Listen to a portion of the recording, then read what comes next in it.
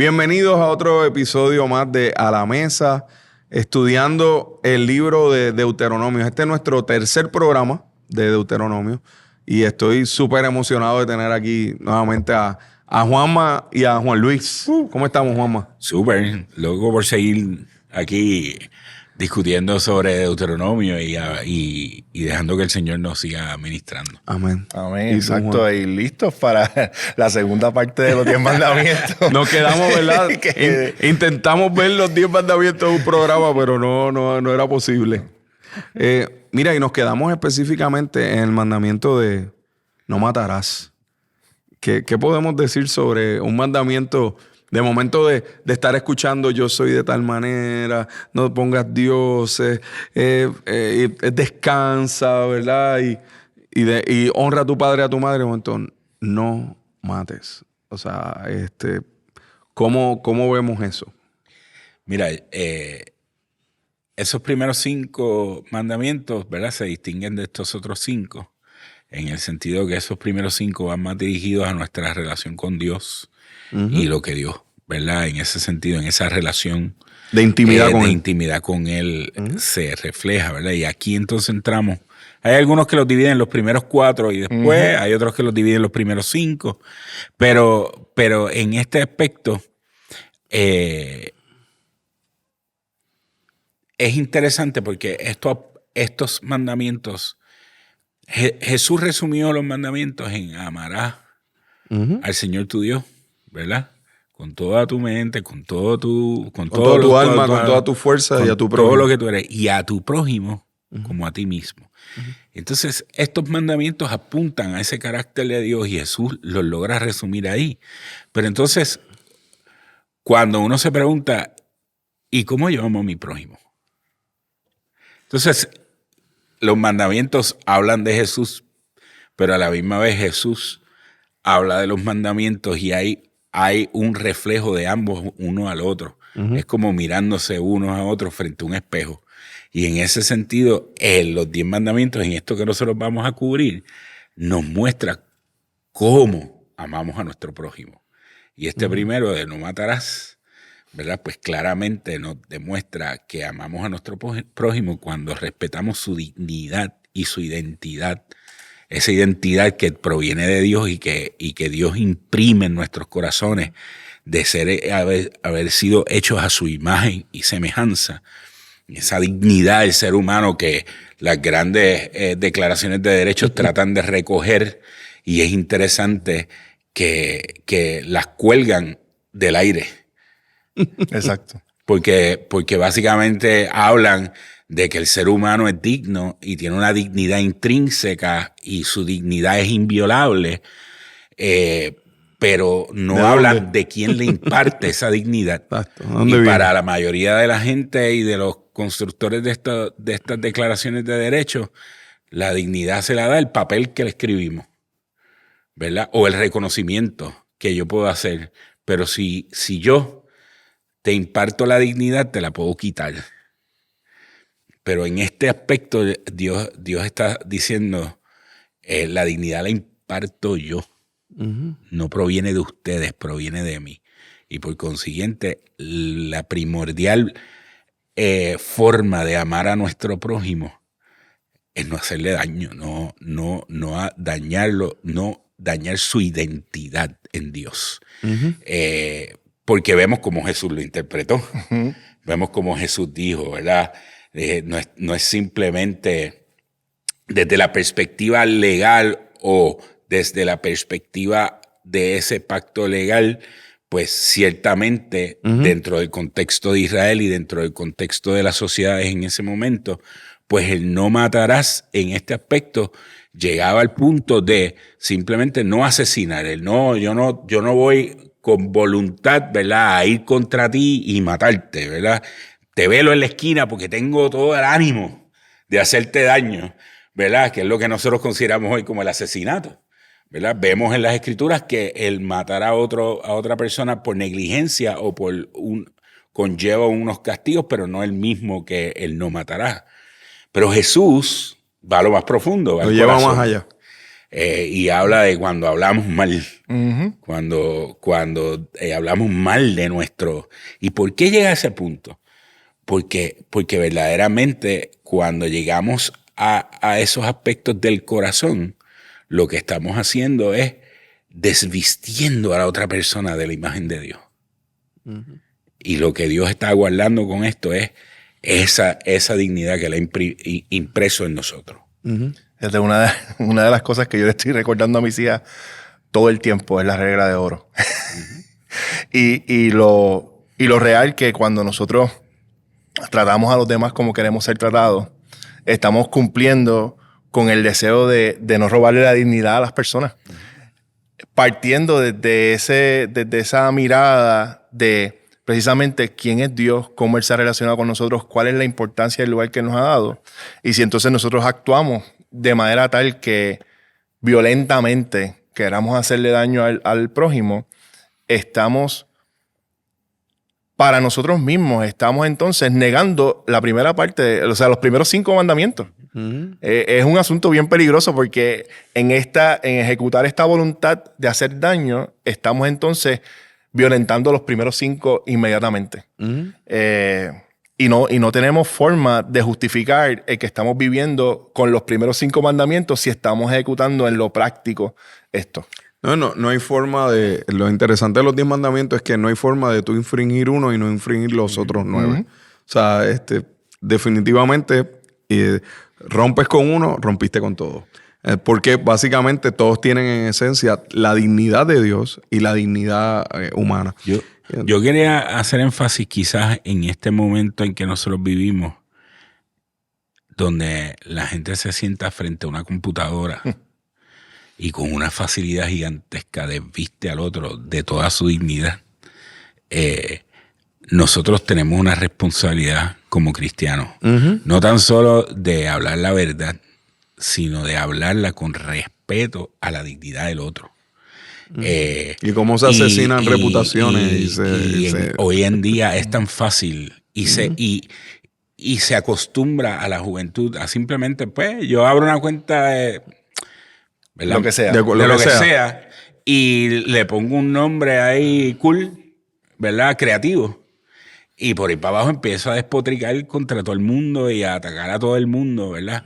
Y en ese sentido, eso es una de las cosas que nosotros tenemos que ver a la luz de esto, de que verdaderamente estamos nosotros respetando la dignidad del otro. Y para mí es importante también ver el ángulo de lo que nos hace a nosotros el funcionar de esta forma. O sea, no es solamente que tú estás dañando al otro al tú matar a esa persona en términos de su reputación o lo que sea, es lo que te hace a tu alma, lo que te hace a tu espíritu, el tú accionar de esta manera, donde básicamente el resultado de todas tus relaciones son conflictivas y tienen que ver con discordia, con indiferencia. ¿Hasta qué punto eso marchita el alma y provoca una amargura tan profunda?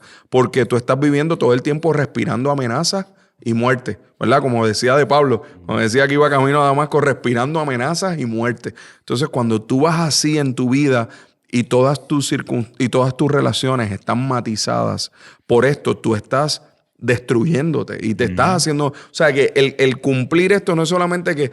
porque no es bueno que la otra persona sea dañada, ¿no? Es que estás siendo dañado tú si no guardas esto. Y creo que tiene que ver mucho con el próximo, que es no cometer adulterio. ¿Por qué? Porque estamos hablando de la importancia de la fidelidad. Fíjate, el Señor lo que nos está diciendo aquí con esto es, mi carácter es fiel. Y el adulterio tiene que ver con que tú estás no solamente dañando a la otra persona, porque tú estás traicionando la confianza de la otra persona y de tu esposa o de tu esposo, sino que tú estás traicionando el propio pacto que tú hiciste. Lo que el Señor te está diciendo es, no rompas o quiebres el pacto de fidelidad que tú mismo has establecido, que voluntariamente tú estableciste. ¿Por qué? Porque te vas a autodestruir también. Así que yo creo que el adulterio, y más en este tiempo, se ve como algo... Creo que los siglos han ido pasando y cada vez es algo como que hasta común y normal. En Puerto Rico le dicen, ¿no?, que cualquiera tira su canita al aire y el adulterio se ve como algo normal. Y a mí me preocupa mucho de la nueva generación, que básicamente no es solamente que hay ausencia de compromiso, es que básicamente estamos acostumbrados a que ya la relación de adulterio es como que parte normal de nuestras relaciones. Y lo vemos como algo que inevitablemente ha de ocurrir. Cuánto esto lacera y daña a nuestro corazón. Y cuán importante es que nosotros recuperemos esa identidad de fidelidad. Y pedirle al Señor, que queremos vivir en esta fidelidad. Así que por eso estos mandamientos no es que han pasado de moda, siguen siendo vigentes para nuestro corazón. Y pienso que una de las cosas que hay que hablar en este aspecto es el aspecto de la pornografía. Y la proliferación de la pornografía en nuestra sociedad hoy en día, a través de los dispositivos, de todo lo que tenemos a nuestro alrededor. Y no tan solo desde la perspectiva del daño que eso puede hacer neurológicamente desde pequeño, ¿verdad?, si estás expuesto a ella, sino el aspecto de que es otra faceta o otro ángulo de desvestir al otro de la imagen y de su dignidad de Dios. Porque la pornografía no es otra cosa que yo hacer del otro un objeto exclusivo de mi lascivia o de mis deseos, desvistiéndolo completamente de su dignidad como ser humano. Y en ese sentido, lleva a eso. Entonces, hoy en día, hablarle de eso, ¿verdad?, es casi como Pablo cuando le hablaba a se me olvida el nombre, al romano, y el romano dijo: Pablo, te han puesto loco, o sea, ¿cómo tú me vas a hablar a mí de dominio propio? O sea, cuando Pablo le empezó a hablar de dominio propio, Félix, a Félix, ¿verdad?, le dijo: tú estás loco, ¿verdad? Hoy en día hablarle esto es decir, pero tú estás loco, ¿cómo tú vas a decir? Todo el mundo lo hace. Pero ¿qué pasa? Aquí es que estos mandamientos apuntan nuevamente a Cristo, ¿verdad? Porque nos dejan ver la necesidad profunda que tenemos de Él en nuestro corazón. O sea, estos mandamientos están aquí y se revelan a nosotros para llevarnos a la cruz. Amén. Y no podemos obviarlos o minimizarlos, es obviar o minimizar nuestra necesidad de Cristo. Y con Cristo se pone hasta más fuerte, más impresionante, porque dice, no es solamente que con el acto, sino que el tú mirar, ya adulteraste. O sea, la ley del Espíritu viene a ser una ley más contundente, más difícil de cumplir. O sea, fíjate lo que los 10 mandamientos vienen a ser un fundamento básico, y la ley de Cristo viene a ir por encima, y lo que nos muestra es nuestra dependencia total del Señor para poder cumplir con esto. Porque realmente a lo que nos damos cuenta, ¿por qué esto apunta a Cristo? Porque el ser humano no pudo cumplir estos 10 mandamientos. Entonces tenemos en Cristo la revelación gloriosa del hombre obediente, fiel, que no mata, sino que es muerto, que no cometa adulterio, sino que muestra fidelidad, que no roba la identidad de nadie, sino que asume en él el pecado nuestro para mostrarnos la gracia y la misericordia de Dios para poder cumplir con estos mandamientos por medio de su Espíritu Santo. Y lo necesario que es que veamos que ahí dice no. Me gusta eso. Ese no tan necesario en una sociedad y en un tiempo permisivo. Y que Jesús lo dimensiona de una forma sin que en aquel tiempo, sin que su audiencia original tuviese un celular a la mano, para ya sea destruir la dignidad de otro o acceder a contenido pornográfico o cualquiera de las otras modalidades que se dan con mucha regularidad en nuestro tiempo. Lo que Jesús dice abarca perfectamente la situación por la cual nosotros pensaríamos que nos podemos justificar. O sea, podríamos decir que no estamos físicamente asesinando a alguien, podríamos decir que no estamos cometiendo un adulterio en cuanto a la acción práctica física, pero entonces Jesús nos recuerda que el acto que está dándose aquí porque Dios conoce nuestra interioridad. Y si Él se ha identificado con nosotros y nosotros no hemos identificado con Él, quiere decir que Él tiene acceso a todo eso. Y a mí me parece importante que ese no, a pesar de que nosotros entonces brincamos rápido cuando nos dicen no, todos los traumas quizás hasta de la crianza, de cuando nos decía que no porque yo digo, pero los no de Dios no están en ese vacío contextual. Están ahí por quien Él es y lo que ha hecho por nosotros. Yo te he preservado, no porque yo te he preservado, mi carácter ha sido fiel. No porque te amo, no, te digo no porque te amo, te digo no porque no quiero que caigas en lo que no es tu diseño. Va a destruir. Te va a destruir. La amplitud también de estos mandamientos es que el no hace referencia a un sí. Eso es así. ¿Verdad? El no matarás hace referencia a el respetar la vida. Sí respeta, sí valora. El no mata, el no adulterarás o no cometerás adulterio va dirigido a sí sé fiel, sí cumple tu promesa, ¿verdad? Sí guarda, cuida. Que embarca todas esas cosas en ese aspecto. Y cuando llegas al no hurtarás o no robarás, hoy en día eso es tan trivial. La gente roba de todo, desde las señales de internet hasta los contenidos tecnológicos. Porque ser honesto es ser bobo, ¿verdad? Es como que la honestidad está subvalorada, está menospreciada. ¿Verdad? Porque no es que todo el mundo lo hace. Qué interesante es que una de las cosas que más Moisés quiere recordarle al pueblo es: ustedes no son como los demás. No son todo el mundo. Punto. Ustedes no son como los demás. Porque tú no eres así. Como decía Pablo, no actúen como los gentiles. Exacto.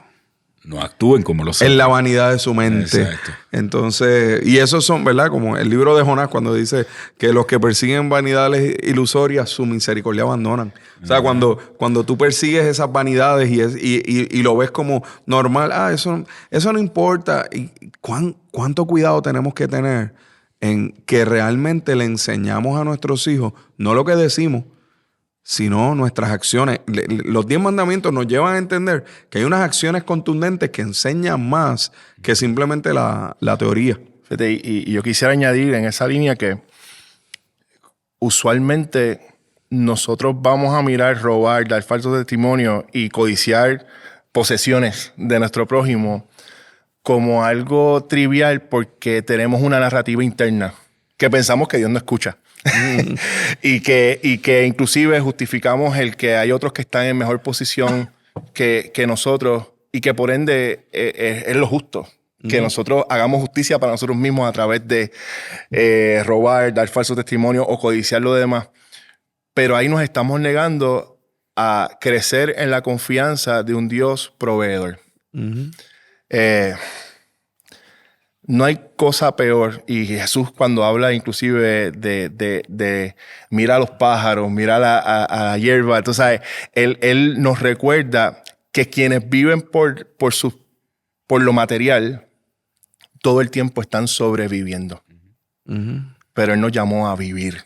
Esa vida que solamente se descubre cuando depositamos toda nuestra confianza en Dios en cuanto a nuestra provisión. Porque Él nos ve, Él nos conoce y Él sabe de que tenemos necesidad. Qué bueno sería si todos los días cuando somos tentados a mirar al otro y codiciar lo del otro, nos recordemos de que Dios nos está viendo con amor, sabiendo que no necesitamos lo del otro, lo necesitamos a Él. El que está codiciando todo el tiempo lo del otro vive en carencia. Sí, todo el tiempo, no hay forma. Y entonces y nunca se satisface, nunca. No hay satisfacción. Y ahí me recordaba, ¿verdad? El Padre Nuestro. ¿Verdad? El pan, dánoslo hoy. ¿Verdad? Esa dependencia de Dios, de nosotros acudir diariamente a Dios para suplir mi necesidad. Y que yo esté en contentamiento con la necesidad que Dios suple a mi vida. Y por eso, ¿cómo la aplicamos hoy en día? Yo creo que las redes sociales son los lugares donde más falso testimonio se ve y donde más codicia la gente expone. ¿Por qué? Porque a la hora de la verdad es como que toda una lucha de comparación tenemos que cuidarnos en eso. Tenemos que guardar nuestro corazón porque somos bien fáciles para irnos ahí. A veces nuestras conversaciones, como dice la palabra, que las malas conversaciones corrompen las buenas costumbres. ¿Hasta qué punto nuestras conversaciones a veces las hemos trivializado y de momento empezamos a especular de aquel o del otro y se nos daña el corazón hablando mal y dañamos el corazón de otros hablando mal? ¿Cuánto de esto necesitamos aplicar a nuestra vida? Y como muy bien decíamos y decía Juan Luis, cuán importante es ver que si nuestra satisfacción está verdaderamente en Dios, esto no necesariamente va a ser lo que va a dirigir nuestro modo de acción, sino que vamos a poder sinceramente disfrutar de su provisión, de su cuidado y de su realidad. Y yo creo que esto nos lleva, ahí saliendo de los 10 mandamientos, nos lleva a esta palabra, esta famosa chema, Juanma. ¿Qué es esto del chema de Deuteronomio? Ese, por decirlo así, esa reducción, lo mismo que hace Jesús, ¿verdad? En el Nuevo Testamento, aquí en de reducción de cómo comprimimos esto, de quién es Dios para nosotros y lo que Él conlleva para nosotros, ¿verdad? y es ¿verdad? Que Él es el único Dios. El único y verdadero Dios, y que Dios es la única respuesta adecuada para nosotros, y de que Él proviene el amor real para nosotros. O sea que en resumen, ese condensar este mensaje que viene trayendo Moisés al pueblo de Israel se condensa en ese pasaje, ¿verdad? Oye Israel, Jehová nuestro Dios, Jehová uno es, y amarás a Jehová tu Dios de todo tu corazón y de toda tu alma y con todas tus fuerzas. Y estas palabras que yo te mando hoy estarán sobre tu corazón. Y ese es como que el jugo condensado, ¿verdad? Que Jesús citó. Que Jesús citó también. Seguro. Que Jesús lo citó, ¿no? Sí, y es el versículo que deberíamos poner en muchos lugares para combatir el afán. Porque, fíjate, si yo respondo a mi afán con, oye, alma mía, Jehová mío, Jehová nuestro Dios es uno. Yo no voy a amar a ningún otro Dios, ¿verdad? Entonces, hagamos esa paráfrasis de alguna manera, ¿no? De esto que está condensado en estos versículos. Es detener, frenar nuestra mente, que es muy hábil en desviarse de ese contexto y esa verja de protección que pone la ley sobre nuestros corazones, para no caer en adorarle con nuestros labios y serle infieles en el corazón.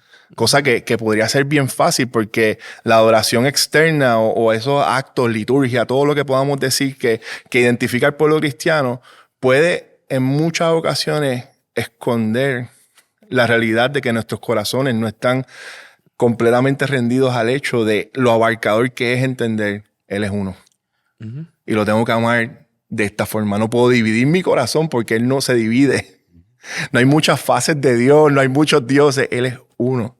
Y esto lo separa a Él, aún hoy día en los issues que hay a veces de todas las demás religiones, todos los demás argumentos que puedan haber que dicen, no, pero es que está esta opción, está este camino, está esta pluralidad. No. Él es uno. Él es uno. Y de nuevo, esa fidelidad que Dios exige en ese shema y ese reconocimiento de esa fidelidad a Dios porque Él es, no está en el vacío, sino que el Señor lo fundamenta. O sea, el Señor fundamenta que exige esa fidelidad de nosotros, como dice en Deuteronomio 7, del 7 al 8 en esto. No por ser vosotros más que todos los pueblos, os ha querido Jehová y os ha escogido, pues vosotros erais el más insignificante de todos los pueblos, sino por cuanto Jehová os amó y quiso guardar el juramento que juró a vuestros padres, os ha sacado Jehová con mano poderosa y os ha rescatado de servidumbre de la mano de Faraón, rey de Egipto. De nuevo, Dios recalcando que Él nos ha amado primero. Y quizás de aquí, ¿verdad? Pablo recoge en Romanos ¿verdad? Que lo vil y menospreciado escogió Dios para avergonzar a los poderosos. Y lo que no es para deshacer lo que... Y que tenemos este tesoro en vasos de barro para que la excelencia del poder sea de Él y no de nosotros. Y eso no se lo inventó Pablo. O sea, nosotros tenemos que borrarnos de la cabeza que Pablo, Pedro, lo que escribieron en el Nuevo Testamento, están escribiendo una nueva religión. No, están yendo a los fundamentos del Antiguo Testamento a la luz de Cristo y los están enfatizando.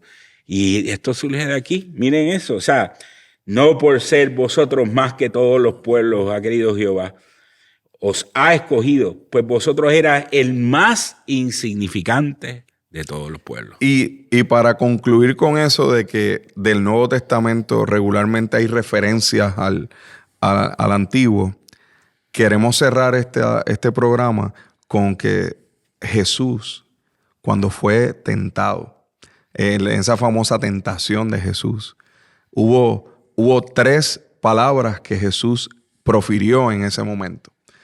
Vemos que cuando Jesús es tentado, primero por convertir las piedras en pan, él cita Deuteronomio, capítulo 8, no solo de pan vivirá el hombre. Cuando es tentado llevando al pináculo del templo, ¿verdad? Cita Deuteronomio capítulo 6, verso 3, cuando dice: al Señor tu Dios temerás, a Él solo servirás y por su nombre será que jurarás. Y luego, cuando lo lleva ¿verdad? Al pináculo del templo y le dice que se lance, cita Deuteronomio nuevamente, pero en esta ocasión en el capítulo 6, verso 16, cuando dice: no tentarás al Señor tu Dios. O sea que Jesús está, ese escrito está, Jesús está yendo a Deuteronomio. Y eso nos lleva a que ante las circunstancias que nos enfrentemos en nuestra vida, realmente podamos llevar el escrito está. ¿Qué dice Dios? El escrito está no es que la palabra escrita, no, es que es la palabra revelada. Es Dios revelado para brindarnos dirección. Y es importante porque Jesús está también yendo a sanar el pecado original. Porque Satanás dijo: Dios dijo. ¿Con qué Dios dijo? Con que Dios dijo. Y allá, ¿verdad? Se involucraron allí Adán y Eva con relación a si Dios había dicho o no había dicho, y qué dijo y qué no dijo. ¿Qué quiso decir? ¿Verdad? Y Jesús viene acá a decir: yo lo tengo claro lo que Dios dijo. Yo no, a mí tú no me vas a coger de bobo. Yo sé lo que Él dijo. Esto fue lo que Él dijo. Eso es. Y con eso venció la tentación. Lo que Adán y Eva no pudieron hacer, Cristo lo hizo en el desierto. Bueno, mis hermanos, todavía no hemos llegado al capítulo, ya estamos llegando recién al capítulo 8 de Deuteronomio. Nos vamos a echar más de Deuteronomio que los primeros 4. Yo creo que sí, Deuteronomio está demasiado rico porque precisamente es eso, es esa compilación de todo ese Pentateuco. Así que definitivamente vamos a seguir disfrutando un ratito más de Deuteronomio. Gracias, Juanma. Gracias, Juan Luis. Amén. Placer. Que el Señor les bendiga y les guarde.